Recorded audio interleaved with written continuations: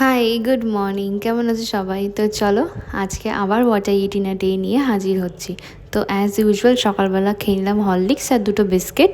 এই বিস্কিটগুলো বাবা এনেছে, বেশ ভালো লাগছে কিন্তু। আর তারপরে অফিসে গিয়ে এই বিস্কিট আর চাটা খেয়ে নিয়েছিলাম। আর লাঞ্চে আজকে বাইরেই খেয়েছিলাম ইডলি। আমার কিন্তু ইডলি, ধোসা, ভাড়া এগুলো খেতে বেশ ভালো লাগে।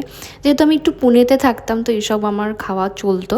বাড়িতে চলে এসেছিলাম একটু তাড়াতাড়ি, দিয়ে এই আলুর চপটা আর কি খেয়েছিলাম, তার সাথে চা আর একটু মুড়ি ছিল।